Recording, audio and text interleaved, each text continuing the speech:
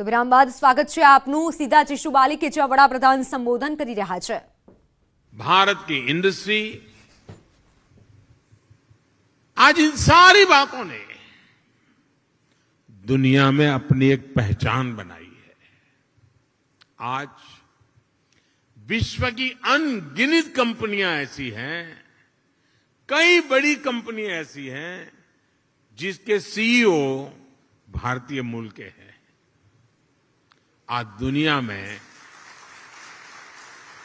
दुनिया में जितने यूनिकॉर्न बनते हैं ना, 10 में से 1 यूनिकॉर्न भारत का होता है।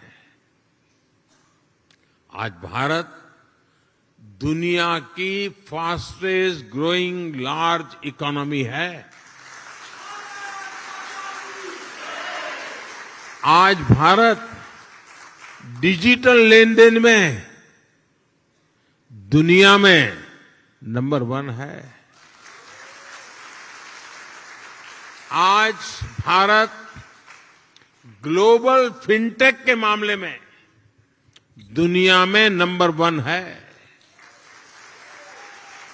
आज भारत आईटी बीपीएन के लिए आउटसोर्सिंग में दुनिया में नंबर 1 है।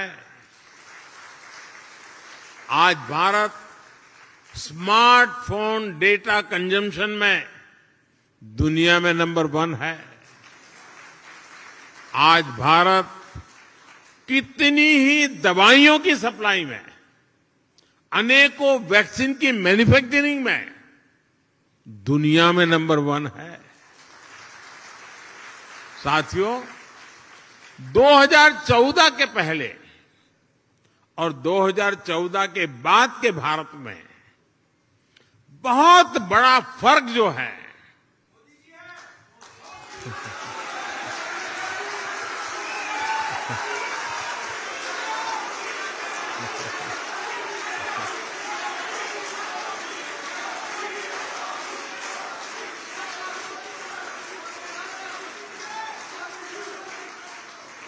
वो जो बहुत बड़ा फर्क है वो मोदी नहीं है, वो बहुत बड़ा फर्क है स्पीड और स्केल में। आज भारत अभूतपूर्व स्पीड पर काम कर रहा है और अप्रत्याशित स्केल पर काम कर रहा है। अब भारत छोटा सोचता ही नहीं है।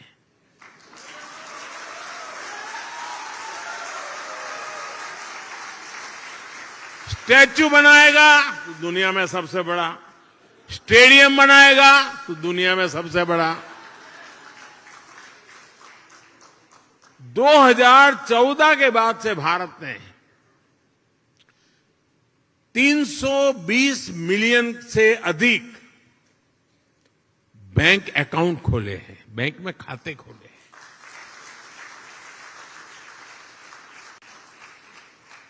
इसका मतलब ये हुआ कि अमेरिका की कुल जनसंख्या जितनी है उतने हमने बैंक खाते खोले हैं।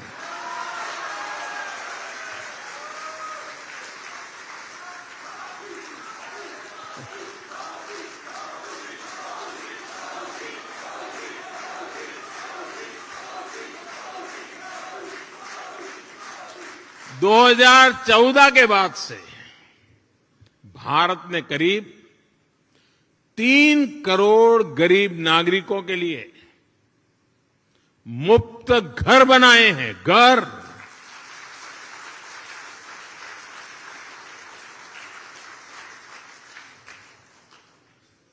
और घर ऐसे नहीं बनता है, जब घर मिल जाता है ना तो इंसान रातों रात लखपति बन जाता है। और जब मैं 3 करोड़ घर की बात करता हूं, इसका मतलब क्या है? इसका मतलब ये है कि ऑस्ट्रेलिया के परिवार को नहीं, ऑस्ट्रेलिया के हर नागरिक को घर मिल जाए, इतने घर बनाए हैं।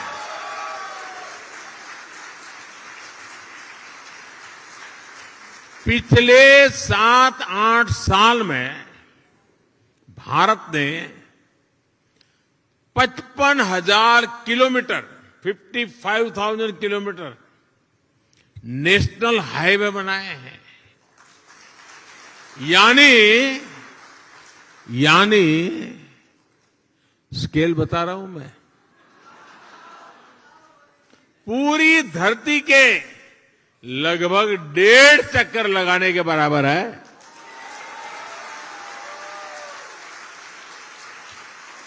आज भारत आयुष्मान भारत योजना के तहत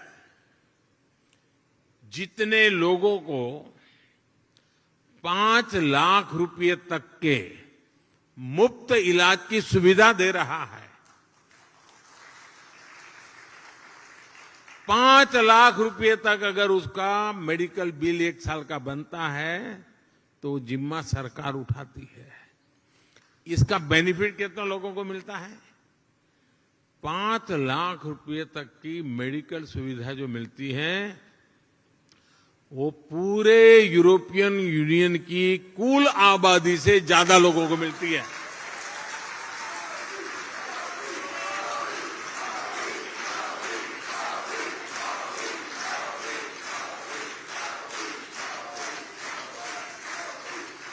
कोरोना काल में भारत ने जितनी वैक्सीन डोज अपने नागरिकों को लगाई और मुफ्त में लगाई, वो जो वैक्सीन डोज है ना, उसकी अगर मैं संख्या का हिसाब लगाऊं तो अमेरिका और यूरोपियन यूनियन उन दोनों की कुल आबादी जो है उससे 2.5 गुना ज्यादा डोज हमने हिंदुस्तान में लगाए।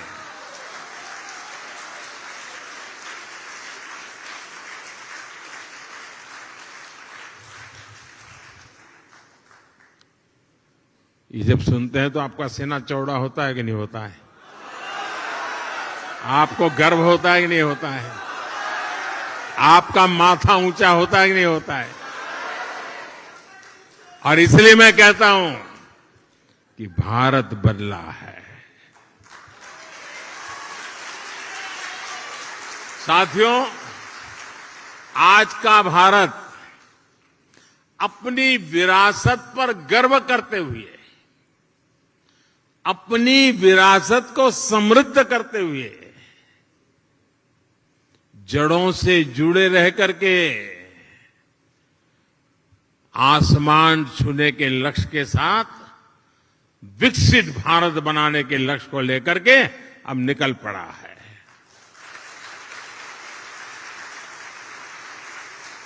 लेकिन भारत का ये लक्ष्य सिर्फ अपने लिए नहीं है, हम स्वार्थी लोग नहीं, हमारे संस्कार नहीं है।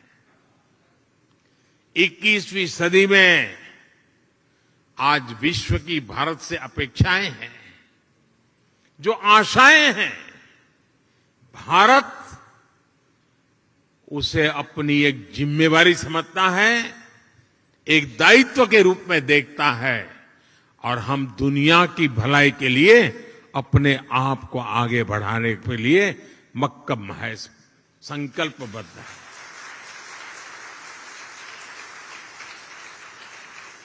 आज अपने विकास के लिए भारत जब अमृत काल का रोडमैप तैयार करता है तो उसमें दुनिया की आर्थिक राजनीतिक आकांक्षाओं का भी समावेश है।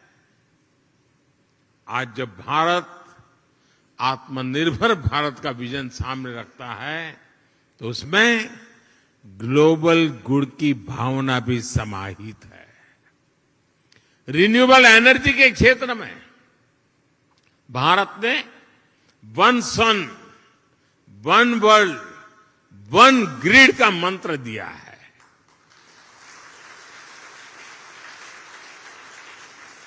वैश्विक स्वास्थ्य को मजबूत करने के लिए भारत ने वन अर्थ, वन हेल्थ इसका अभियान चलाया है। क्लाइमेट चेंज जैसी चुनौती से निपटने के लिए और जो आइलैंड कंट्रीज होते हैं उनके लिए तो भारत एक वरदान के रूप में काम कर रहा है। क्लाइमेट चेंज की जो मुसीबतें हैं उसको निपटने के लिए भारत ने विश्व को मिशन लाइफ का समाधान दिया है।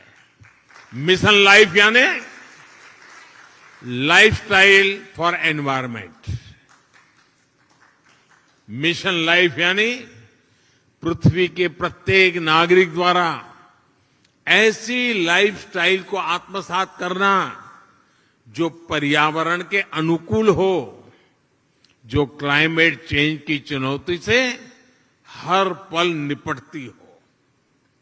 आज जब पूरा विश्व एनवायरमेंट फ्रेंडली और होलिस्टिक हेल्थ केयर की तरफ आकर्षित हो रहा है, तो भारत का योग, हमारा आयुर्वेद, ये पूरी मानवता के लिए तोहफा है।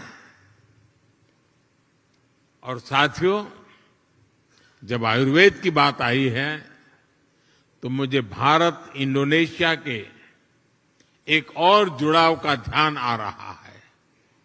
मुझे याद है जब मैं गुजरात का मुख्यमंत्री था तो गुजरात आयुर्वेदिक यूनिवर्सिटी और यहां की यूनिवर्सिटीज, हिंदू इंडोनेशिया, इसके बीच समझौता हुआ था। मुझे खुशी है कि इसके कुछ ही वर्ष बाद यहां की इस यूनिवर्सिटी में आयुर्वेद हॉस्पिटल की भी स्थापना हुई। साथियों, वसुधैव कुटुंबकम यानी पूरे विश्व को एक परिवार मानने की भारत की यही भावना, यही संस्कार विश्व कल्याण का मार्ग प्रशस्त करते हैं। कोरोना काल में हमने देखा है भारत ने दवाइयों से लेकर वैक्सीन तक जरूरी संसाधनों के लिए आत्मनिर्भरता हासिल की और उसका लाभ पूरी दुनिया को मिला। भारत की सामर्थ्य ने कितने ही देशों के लिए एक सुरक्षा कवच का काम किया। इंडोनेशिया जैसे हमारे पड़ोसी और मित्र देशों के लिए हम विशेष रूप से कंधे से कंधा मिलाकर खड़े हुए। इसी तरह आज भारत अंतरिक्ष में, स्पेस के क्षेत्र में प्रमुख वैश्विक महाशक्ति के रूप में उभर रहा है, तो उसका लाभ साउथ एशियन देशों को विशेष रूप से मिल रहा है। रक्षा के क्षेत्र में भी जो भारत दशकों तक केवल विदेशी आयात पर निर्भर था, वो आज अपनी क्षमताएं बढ़ा रहा है। ब्रह्मोस मिसाइल हो या तेजस फाइटर प्लेन, इनका आकर्षण विश्व में लगातार बढ़ रहा है। आज भारत बड़े लक्ष्य तय कर रहा है और उन्हें प्राप्त करने के लिए भी पूरी मेहनत कर रहा है। संकल्प से सिद्धि का यही मंत्र आज 21वीं सदी के नए भारत की प्रेरणा बना हुआ है। आज इस अवसर पर मैं आप सबको अगले प्रवासी भारतीय सम्मेलन के लिए भी निमंत्रण देता हूं। जनवरी महीने में 9 जनवरी को यह कार्यक्रम होता है। इस बार यह आयोजन मध्य प्रदेश के इंदौर में होगा और इंदौर वो नगर है जो पिछले 5-6 बार से देश में स्वच्छ शहर के नाम पर हिंदुस्तान में नंबर 1 रहता है।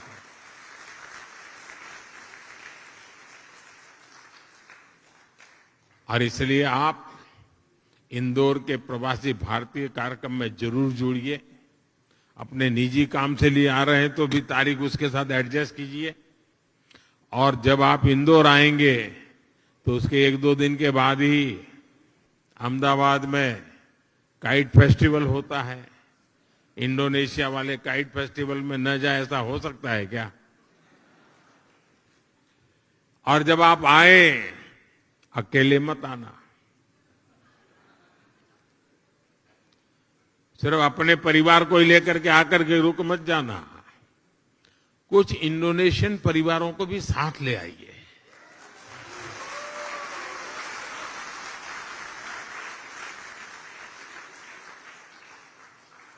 मुझे विश्वास है भारत और इंडोनेशिया के संबंधों को मजबूत करने में आपका सहयोग और सक्रिय योगदान निरंतर बना रहेगा।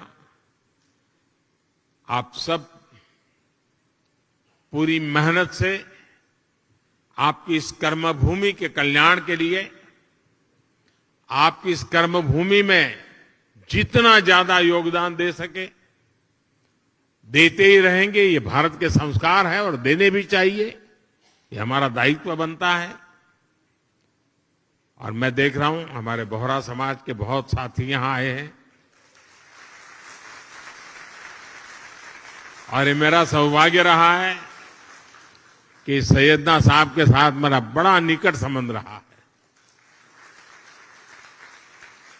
मुझे बहुत प्रसन्नता होती है, दुनिया में कहीं पर भी जाओ, कोई मिले या न मिले, मेरे बोहरा परिवार के लोग तो आएंगे ही।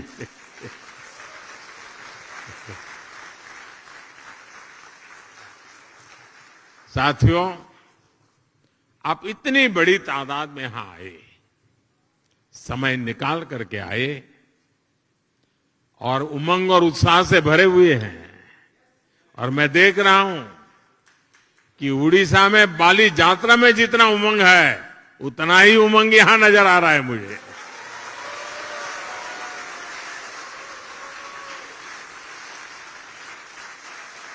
आपके इस प्यार के लिए, आपके इस स्नेह के लिए, भारत के प्रति आपकी ये श्रद्धा के लिए हृदय से आपका बहुत बहुत धन्यवाद करता हूं। अनेक अनेक शुभकामनाएं देता हूं। धन्यवाद साथियों।